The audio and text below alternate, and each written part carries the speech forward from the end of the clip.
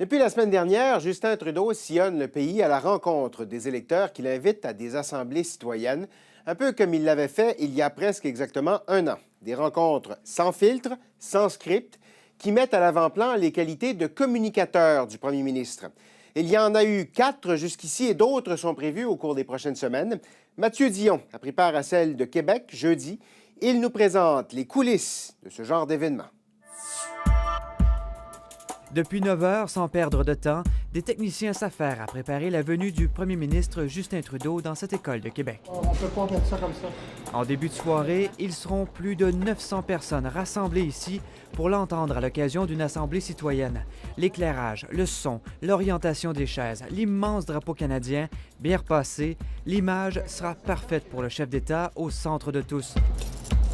Tout est calculé, nos faits et gestes sont scrutés à la loupe. Alors qu'ont lieu les derniers préparatifs, le député libéral de Louis Hébert répond à nos questions. On va s'asseoir là. C'est lui qui a invité son chef dans sa circonscription, dans son ancienne école secondaire. C'est ouvert à tous, c'est gratuit, c'est un événement qui n'est pas partisan. Il n'y a aucune vérification qui se fait à savoir quelle affiliation politique les gens peuvent avoir. À preuve, Justin Trudeau fait parfois face à des questions délicates, parfois même agressives. Sorry, if you will not... Are you done? Thank you. Après avoir perturbé l'Assemblée de London, cet homme a fait le voyage d'une dizaine d'heures vers Québec pour revenir à la charge. L'exercice est donc périlleux, mais peut tourner à son avantage. C'est moins encadré que ce que d'autres politiciens vont faire. M. Trudeau en a l'habitude. Puis je pense que c'est tout à son honneur de se prêter à cet exercice-là avec l'humilité qu'on lui connaît.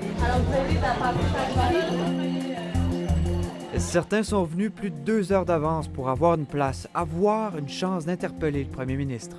Pour savoir s'il va y avoir une discussion sur la production de cannabis artisanal. Nous, on est des travailleurs des postes. On voudrait améliorer l'accueil des immigrants, des réfugiés.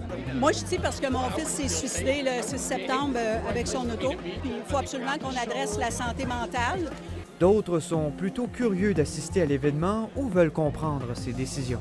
C'est tout croche, son affaire. C'est vraiment un événement qui n'arrive pas souvent, surtout de voir le premier ministre à notre école. Le fait d'être présent, de sentir comment les gens vont poser les questions, c'est mieux que derrière un écran. Bien, il est très proche du public, ça, je trouve que c'est très bien. Ça, vous pouvez le laisser là, il n'y a aucun problème. Comme quoi, on ne prend pas la sécurité à la légère. D'un côté, le public est confiné en attente d'entrer dans la salle, et puis nous sommes ici en attente d'avoir les chiens qui vont venir renifler les équipements et s'assurer que le tout est sécuritaire. Manteau au vestiaire et fouille des sacs, la sécurité est omniprésente, mais il n'y a pas de détecteur de métal. L'attente est longue alors que le gymnase se remplit de citoyens jusqu'à ce que Justin Trudeau arrive enfin. J'ai la responsabilité, j'ai le grand honneur de vous servir et de vous représenter. Et ça ne se passe pas si on ne reste pas connecté aux préoccupations, aux enjeux qui vous tiennent à cœur. Pendant près de 2 heures, avec un style professoral, il répond aux questions de volontaires qu'il choisit. Vous, monsieur, dans le chandail blanc.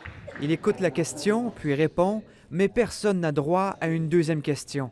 La rencontre fait aussi place à des moments plus sympathiques.